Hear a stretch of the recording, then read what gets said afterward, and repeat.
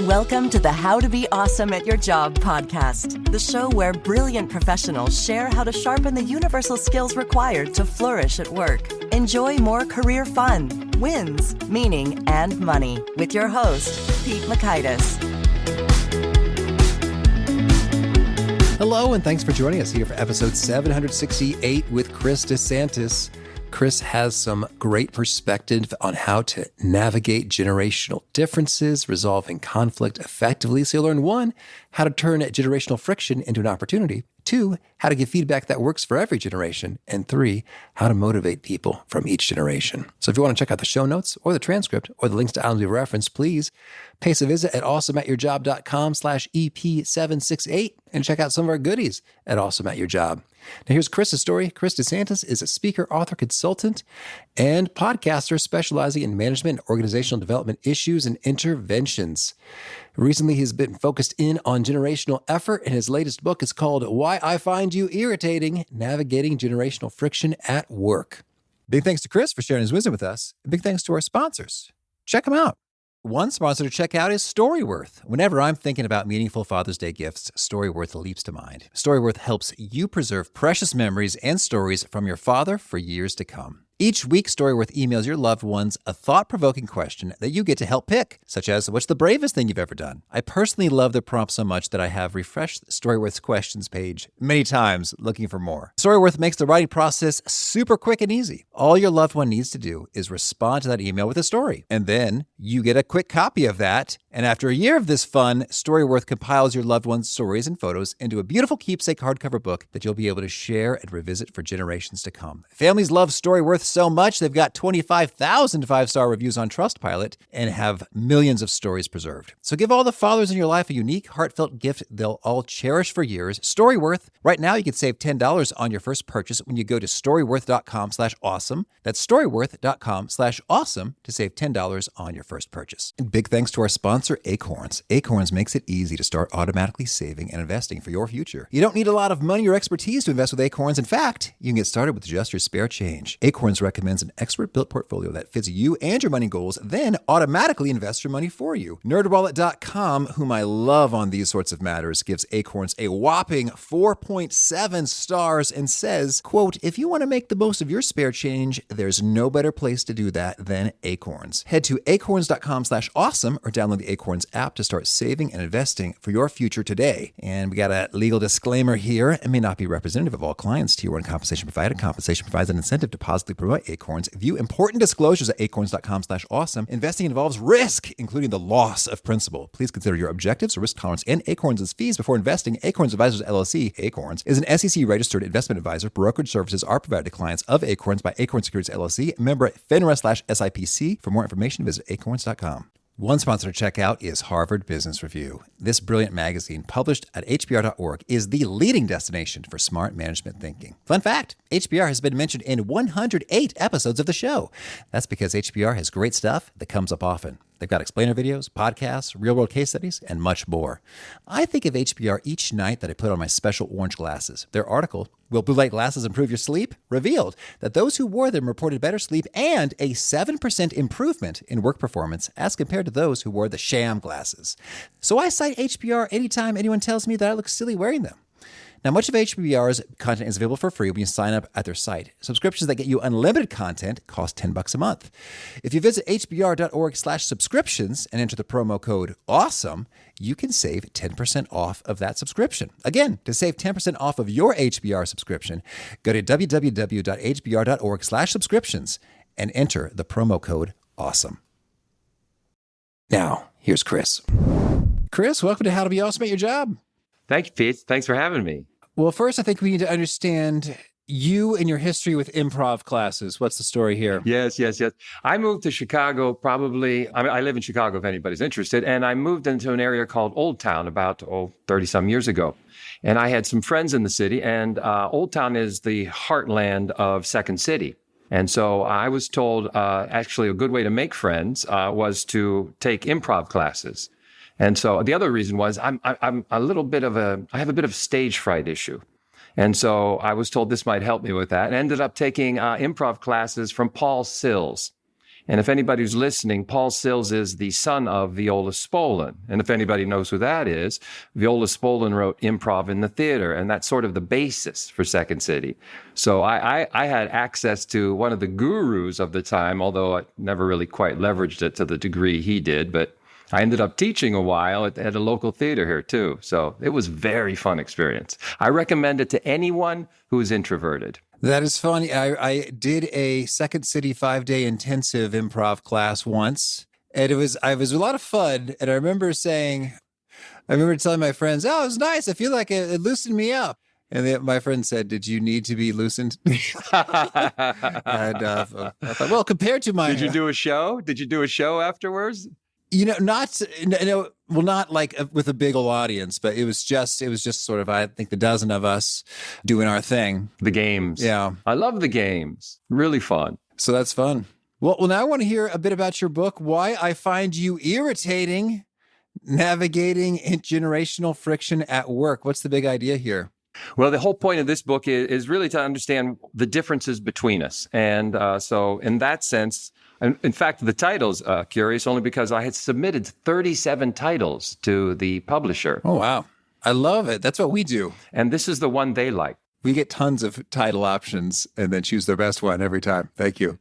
And so they like this because I think it really makes the point that we are in some way irritated with others across one difference that we recognize. This is one of those differences that we readily recognize, and we ascribe it to them as if they're at fault. And we, of course, are not, meaning that we're the objective view of reality. And so my book goes on to talk about where this comes from and the repercussions of this, and then what to do about it in the workplace. Okay, excellent. Well, so we're talking about generational friction. So, and this is always a delicate matter because I think, Chris, there's probably no way around it. We're going to be making some generalizations here. Is that fair to say? That's part of what I talk about in the book. But humans do that. Humans generalize. So I guess, first of all, how do we define the generations? And are we coming at it from a U.S.-centric base here, or is it kind of global in applicability? No, you're making some very good points because when I speak to this topic, I have to go through a whole series of caveats to your point. The first one being you generalize. Or I generalize. And I'm not describing humanity. I'm describing some actions of a normative group in the middle class in the United States of America who conform to certain experiences at certain times that sort of shape a perception. So in that sense, it is a smaller subset. It is not global, even though it's interesting. I've spoken around the world on this, oddly enough. I'm always amazed that I'm invited anywhere, but I have talked about it. And so when you talk about it globally, you have to say some of these things. But still, even having done that, they still see differences that correspond to the American experience, which I think is interesting. Okay, Chris, so we're going to do some generalizing. But first, maybe define some terms. Generations, how do we name them these days? And what is roughly the median age of a person representing each generation, say in summer 2022, as we record this? Yeah, so if we go with boomers, well, you know why that came from, baby boom. So that's just, everyone knows that one. There was a great number of us born in that window of time after the war. And that would be that 65 or 67-year-old today in the medium group. And we're retiring out. About half of us are retired. Gen X got its name from the book. From the book. There was simply just one book written about them. They fly below the radar quite a bit. And of course, their medium age right there, according to what we're playing here, is around 45 to 47. So then the next crowd, millennials, had a different name. They were originally in the literature for a while there, they were Gen Y. And because, Gen X, Gen Y, that never caught on. And I think that they responded much better to, or it was foisted upon them, the idea of a millennial simply because of the turning of the century, the millennium. And now we have Gen Z, which were called Zoomers or the Zoom gener, but I think that fizzled as well by virtue of the fact of Zoom. And so now they've gotten the Gen Z moniker, again, because they were going in sequence. And the next generation, interestingly, these new kids, they're calling Gen Alpha because they're starting it again. But I don't think they'll have a name until they define who they are, and then we'll lay a label on them. Okay, and so Gen Z would be about 18-ish to 22, right. like your fresh recruits. Exactly right. They are in the workplace right now. They've just entered. All right. So there we go. 4 generations. And so you say, well, I guess we'll go into some particulars in terms of frictions, but maybe just to cue us up with some intrigue, is there a particularly surprising and fascinating discovery you've made as you dug into all this stuff associated with generational friction?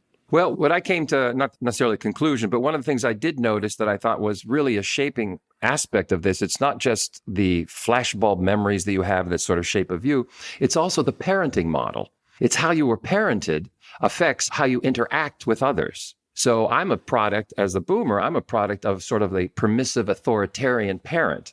So I sort of had to get in line with things. And so if we think about a Gen Xer, these are those latchkey kids. And so they had more of a permissive sort of a sensibility about how they interacted because they basically are far more independent on their own. Millennials are part of what would be called concerted cultivation in terms of how they were raised. And they are, I will call that an engaged discuss model. They are always engaged in discussions as to what they should or need to do. Gen Z has a variation of that model called co-piloting. The point being here is that those needs or the expectation of dialogue is what they bring into the office. Yet in the office, they are not necessarily expected to engage in dialogue, but rather to be subject to the authority of the people that are in charge. And the people in charge often view this as a challenge when they say, well, you know, what about this? And you're going, whoa, I just told you what to do. Intrigue. Okay, so there we go. We're getting into the meat of it. An expectation of dialogue. Sometimes the younger generations may expect some more, and the older generations think that's not necessary. I've already told you that. And so that can create some friction on both sides. It's exactly right. Because the other thing about the young, I think, is interesting to a great degree. And if you're around parents, and I try to observe parents sort of surreptitiously when I'm with people, is that they negotiate more with their children as opposed to demand they do something. So there's a discussion, of course, that's inherent and then negotiation. And I think the young are excellent negotiators, and they bring that to any conversation they have. And we, in management, or if you're in a management position, you're not open to a negotiation when you're telling somebody to do something. But it comes off very strangely in terms of my expectation. If I'm a young person, my expectation is, why wouldn't I have this dialogue? Conversely, why are we having a dialogue? Right. You know, it's so funny. I think so. I've got a 3-year-old and a 4-year-old right now, and you have young children, yes? And so I really go. I guess I go both ways in terms of like, I don't like to yell. No, and you won't, because they get sensitive and really sad really fast. I was like, I was just trying to like make myself heard because you seem to be sort of in your own world over there. Now I feel like I've overdone it because they get all sniffly. So yeah, but at the time there's no need for us to be discussing. You do what I say, and at the same time, I want them to be kind of like, creative and free and expressive. So it's funny. Here I am, I guess, a millennial in this schema, and I am in the midst of it right there in terms of, do I say, get in the car right now, Johnny? Versus like, well, hey, bud, it's getting to be about that time, You will bias towards suggestion than demand. And I'll tell you another thing that you probably do quite a bit, Pete, that you may not notice that you do, is you explain why you do what you do. You explain why you're doing this. You don't assume that they're going to understand that this is a command, but rather, this is why I have to say this to you to do this. And that's part and parcel to the expectation that they have in the workplace too. This whole idea of what's his name? Sinek's book, Start with Why. Yeah. That's really what they're asking to a great degree is why. Mm-hmm. Okay. You did this, Pete. All right. So that's one point of friction is expectation of dialogue. How about another one? Again, a lot of this just depends on with whom we are talking about. For instance, this notion of loyalty, which is very interesting. The accusation that a boomer, is far more loyal in our disposition than those who follow. That, of course, I outline in the book is really about the movement from the company man experience to a transactional workplace. And the company man experience was really one of the assumption that you will work here for the duration, and as a consequence, I will reward you, deferred reward, and that will be rewarded as a pension to some degree. So the inference is you have this job for life if you do what I want in the way I need it. Now, what we have done is we've moved transactionally. And now it's a negotiation in the minute. For instance, one of the things that most annoys boomers, or some boomers, when they interview, the young will ask, well, what are the benefits? What's the vacation time here? So what do I get for this? And in my day, that would have been seen as, what? Why? I'm offering you a job and you deign to ask me all of these things about the benefits? You're getting a job. But they're saying, this is a transaction. I'm going to be doing something for you. I expect something in return. So it becomes more marketplace driven. It's funny because, as you, in some ways, I resist being generalized. No, I understand. And yet I 100% am down with the transactional vibe. It's just like, no, the loyalty structures and pensions do not exist. And it is a competitive marketplace. And it's just economic fact that I have many opportunities available to me. And you have many opportunities of people you can hire. And so we're going to see if we have something that works for both of us in terms of this is a role that I think is swell and meaningful, and a compensation package that works. And you think I've got the skills and, knowledge, skills, abilities to deliver the value that you need delivered. And either one of us will walk. And so it's sort of like, I don't think you owe me anything. And you don't think, you don't seem to, you being the employer here in this dialogue.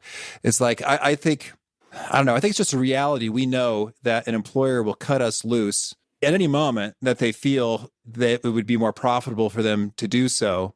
And thusly, I've been self-employed for a long time. So, but I guess that's sort of. Well, by the way, that's an interesting, I can talk to that as well in a moment, but you've said the key here is that is the new reality. It wasn't the old reality. Right. Exactly right. So the new reality has shifted in terms of what you expect in this transaction.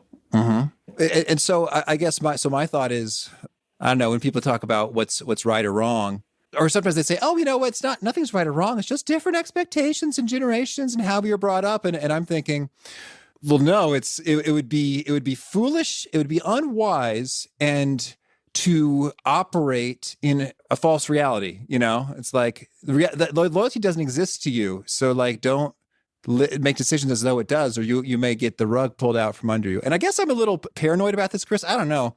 That's why I went into strategy consulting. I was like, develop an amazing skill set so that you can do anything. And then how to be awesome at your job. It's like, okay, all the listeners, develop an incredible universal skill set so that you're fine. No matter what the robots do, no matter what your jerk boss does, you are bulletproof because you're like Liam Neeson with the particular set of skills, that make you extremely valuable in any work environment. You got me on my hot soapbox, Chris. Well, this is the point. One of the points you're making. The new reality, to your point, Pete, supports this idea of employability. Look, I have to be employable, the key. And in defense of the notion of loyalty in the young, they are more likely to be loyal to you if you treat me in a way that recognizes how I make the contributions I make and what I do on your behalf. And they're less loyal to the organization, which is an abstraction. Mm-hmm. Okay, cool. So there's expectations of dialogue, loyalty. Maybe give us one more thing where people differ significantly. I think actually as a consequence of the pandemic, one obvious thing that where we are differing or we are furthering apart is where senior management believes everyone should come back and everyone else believes, I think I like it at home. And so we have a huge rift. It's almost the opposites of each other. When you have senior management at 70% say, we want them all back, and the people, basically young employees in particular who have now experienced this freedom, want to stay free relative to that. Mm-hmm. Certainly. You also have said something interesting, Pete, because it has been bubbling up and each generation is doing a little bit more of this, is that each one is more entrepreneurial than the generation that preceded it. You are creating in your own children the desire to have an independent life. And part of the messaging, you will never say that out loud. You don't have to say that. You behave in a way that says you can create your own destiny. And we are really pushing the envelope on individualism and the creation of these independent people. I think we'll eventually all be freelancers. Okay. Well, so here we are. We got some points of friction that show up across generations. What do we do? What's the best way to navigate them and work peacefully and effectively across generations then? Yeah, well, it's an interesting part of it has to do is be very clear on your expectations. I think that's one of the things we don't do. You see, I'm used to a world of ambiguity. I was raised with guessing right. And if you guess right, you move forward. Nobody actually told me the whys and the whats of things, but rather I'll know it when I see it, which was a common refrain in management at one point in time. And so the young, to a great degree, want to know really what the rules are to achieve. How do I navigate this environment? I kind of use the analogy of video games. You know, they want to know how to get to the next level. How do you get to the next level? How do you do this? How do you play the game? So I think it's very important to share the expectations of how you operate with the people that you are, who are making you successful. So if I'm a manager, I should be telling you, this is how I manage. This is what I would expect from you. What do you need from me to achieve here? How do we stay in touch? If I may give you a point of contention that's very trivial, but it's one that comes up, is that how do we stay in touch? I have a person I work with who I've used to make videos, and he will only contact me through a text. He will never pick up his phone. And I like it when people talk to me. In fact, I like it when they sort of see me. But in this case, his mode of connection is a text. It's not that he's not willing to talk to me. It's just how he's more comfortable connecting with me. So I think part of this is we have to align who we are to each other and how do we stay connected. Let's say we've got a younger person, say a millennial, who is the manager of a boomer. Yes. So that happens. And any pro tips on when it's sort of moving in a direction which might be different than what we're imagining? One of the challenges with that is it's not just the millennial boomer difference, it's a stage of life difference, meaning that, look, I have 35 years of experience under my belt, let's say. You, young whippersnapper, have only been doing this for 3 years and you're managing me. I think there's an ego that steps in here that says, oh my gosh, is this affecting my ego through the lens of the boomer? I think it's prudent for the millennial to draw from the more experienced person's experiences as much as they can to say, here's what I'd like to do. What do you think on how to do that? It doesn't mean that they're foregoing the decision that they own, but rather they're drawing from the other person some level of commitment by allowing them to tell them what they do know about this area that could be useful, and then I will fold that in. You see, it's almost being some kind of combination between deferential and respectful. Yeah. Gotcha. Okay. Bring it on. Some more, Chris. Any more tips and tricks, do's and don'ts in this intergenerational world? Yeah, we're collaborating, like watch outs and best practices. I dig it, being clear on expectations. What else? Well, this idea of how we connect, our methodology of connection, I think is interesting. One of those is I'm a boomer, so my methodology of connection is I like seeing you. I'd like to meet you. I'd like to, we'll meet. This is our idea of networking. Let's go meet people. Let's join things. Now, we know that from bowling alone that people aren't joining anymore. So in that sense, the methodology of connection for a Gen Xer is not so much that I know you as the person, but I know that you are competent in what you do. You see, when you're dealing with somebody in that category who is, I will call a little more private in their revealing of who they are, they reveal more slowly over time. They sort of like unfold over time, and they will reveal themselves as the competency of the relationship becomes more solidified, meaning that you show me you're good at something, I'll show you who I am. And so as it relates to that, the young are more open again. The millennial is, you've heard this expression, they share too much? Uh-huh, I've heard that. Yeah, well, I don't know if they do share too much. I think what we often hear from them is that, or actually it's others commenting about them saying they share too much, when in fact, they're not oversharing. They're just in the habit of sharing who they are with others, and their methodology of connection is to self-reveal. For instance, you talk to your kids on a daily basis, I would imagine, right? That's right, yeah. So if you do, when you talk to your kids on a daily basis, you probably ask them each day, what did you do today? What did you do today? Did they share that? It's hit or miss. Well, that's interesting because yeah. Normally a lot of times, because I overhear, again, remember I talk about I observe these parents, is that they'll tell what they did today. And I think that gets in the habit of how they reveal who they are to others. And so they're not necessarily oversharing. They're finding a way to connect with another. And then their expectation is implicit reciprocity. I've told you who I am. Tell me a little bit about more of you. So they're open to the discourse between us. Yeah. Okay. Cool. What else in terms of do's and don'ts here? Okay. I was thinking of which I go uphill or downhill with this. It's so interesting.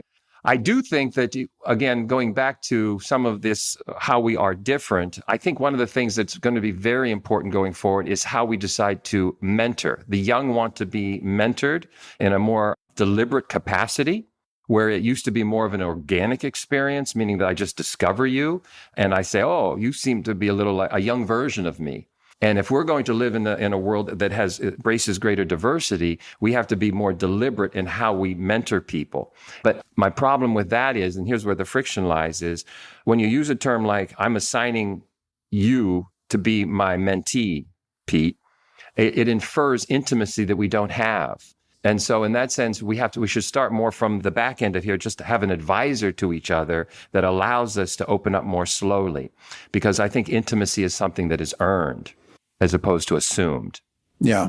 Okay. Yeah. I hear you. That checks out. Like, this is your protege. This is your mentor. It's like, oh, really? Yeah. They do tend to, in my experience. And then again, the other problem I have with that is that they tend to assume that now that you're my mentor, you are also my sponsor. And again, we don't define these things very well. And a sponsor is different than a mentor. A sponsor, of course, is somebody who's going to look out for you and get you promoted. A mentor is really someone who's going to give you advice on what they've learned in certain areas where you might seem to have some issues that you want to share in terms of solving problems. Yeah. That's good. That's good.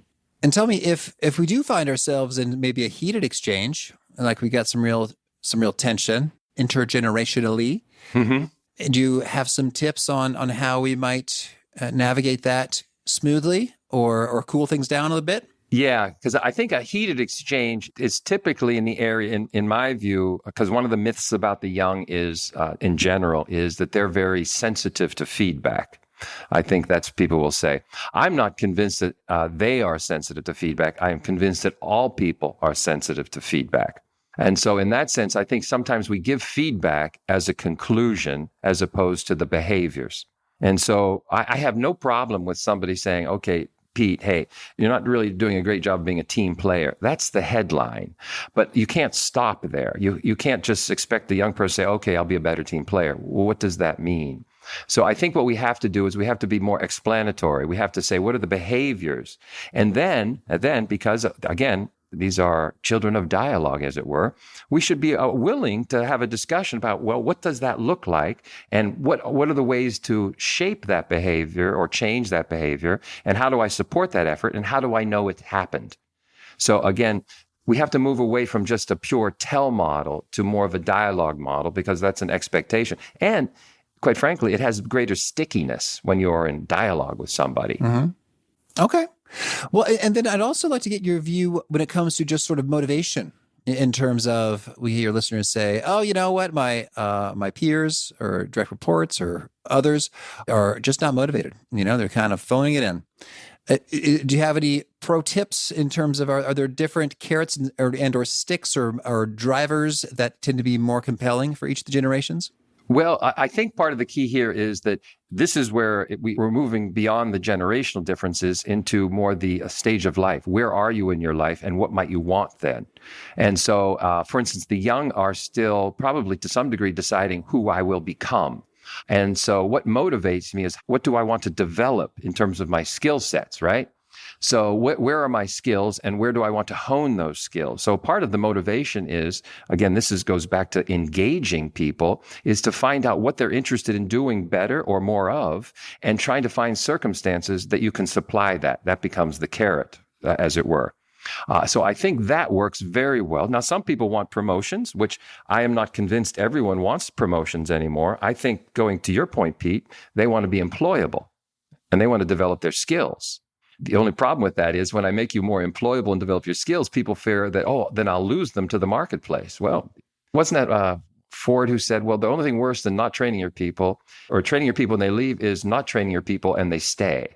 So I think we have an obligation. So I think part of this, now the other thing interesting about in my generation is motivating us is to say to some degree is what experiences do we want to have? Because I don't know if promotions are part of the package anymore at this stage, but rather also I think we're in a legacy phase. What can we give back to others? We should create circumstances where we can teach those who follow. Well, thank you. Well, tell me, Chris, anything else you want to make sure to mention before we shift gears and hear about some of your favorite things? At this point, no, I think we've covered this. I like what you're asking about some of the differences between us. And I like your point earlier that, look, you cannot generalize about a whole group. You have to say, what group are we alluding to? And this notion of what are the norms within that group? What are the norms we observe? I think part of the trouble with being young is that the headlines about millennials are negative. They are the Florida man of generations. So, because anytime you see Florida man in a headline, it's some tragedy that could, Florida man found starving to death in his own refrigerator. So you have these tragedies, and then we start to see these millennial headlines, and we start to associate that with them, and that becomes self-fulfilling in our perception of them, which is not an accurate reflection of who they are. Yeah, I think that resonates in that. I guess I didn't even like being called a millennial. No, it's unfair. Even though I guess technically that's where I'd land. And it's like, I don't care for that. No, well, because again, how they have labeled you. This is interesting too, because one of the things about each generation, we're all a disappointment. We're just not a disappointment at the same time. Gen X were slackers. We were hippies, so in that sense, everyone is a disappointment. And then we outgrow. The only problem that millennials have is Gen Z hasn't stepped in to be a disappointment yet. So that you can get some space. Okay. Well, got that to look forward to. Exactly. All right. Well, now could you share a favorite quote, something you find inspiring? Yeah. One of my favorites is, we don't see things as they are. We see things as we are.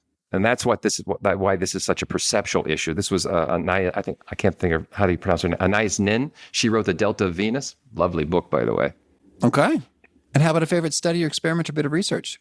My favorite bit of research is a book by a man named Hofstede, and he wrote Cultures and Organizations. And what he did is it was from an IBM study, I think originally in the 70s, and he extrapolated that or expanded that into the different dimensions across national cultures. That was super enlightening, because now I see why the French are the French, or Mexico's Mexico and US is US. Very enlightening. Mm-hmm. And a favorite tool, something you use to be awesome at your job? I like it when I get free notebooks, those ones you can write in from your client, like that swag, they give you a gift, because I use those sort of to take notes, and then I just have a stack of these things. Cool. All right. And a favorite habit? Habit is reading. I'm a reader. I would have to believe you are as well to some degree, to do so many of these episodes, but I do try to read a book a week. Oh, cool. And how do you manage that volume? Do you listen? Do you read while doing other things like exercise, or how do you? Well, I'll do it while exercising. I do that while I'm on the bike. But typically, though, I dedicate at least 2 to 3 hours a day to read something. Oh, cool. I mean, I'm okay with that. All right. You have little kids. You can't do that. And is there a key nugget you share that really seems to connect and resonate with folks? They quote it back to you often? Yeah, when I talk about this, because you said it right at the beginning, is look, when you generalize, the only real truth in what I say and in my book is that what is true about, you said it yourself, the things that is true about you personally is what's true. Everything else I say is really fodder for the conversation or the discussion or the discovery you can make in an exchange with another. Mm-hmm. And if folks want to learn more or get in touch, where would you point them? They can get in touch with me at my website at cpdsantis.com. Mm-hmm. And do you have a final challenge or call to action for folks looking to be awesome at their jobs? Yeah, I think I would say this, that look, next time you see somebody acting strangely in a way that you will judge them, imagine for a moment that this person is as rational as you are, and what might they be doing that is rational to them? And so I would just simply say, give people the benefit of the doubt. All right. Chris, thank you. This has been a treat. I wish you much fun and peace as you're navigating generational frictions. Thank you, Pete, and good luck with the kids there. I love Chris's take on clear with the expectations and not just assuming, of course it's this way. This is how I think. This is how everybody thinks. That serves you well with both generational issues and just about everything. Again, the show notes, the transcript, and the links to items we've referenced are over at awesomeatyourjob.com/EP768. Hope to catch you next time, and peace. Thanks for listening. To get the most out of the show, we recommend 2 key things. First, check out the extra resources at awesomeatyourjob.com. You can find this episode's transcript and links, as well as the perfect episode for your situation. You can search the full text transcripts of hundreds of episodes or explore episodes tagged by topic and competency covered. Second, subscribe to the podcast and get future episodes automatically. You can subscribe by telling Siri and several other smartphones and speakers, subscribe to the How to Be Awesome at Your Job podcast, or by tapping subscribe in your podcast player of choice. If you'd like some extra help figuring out podcasts and how subscriptions work, visit awesomeatyourjob.com/subscribe for guidance. Hope to catch you on the next episode of How to Be Awesome at Your Job.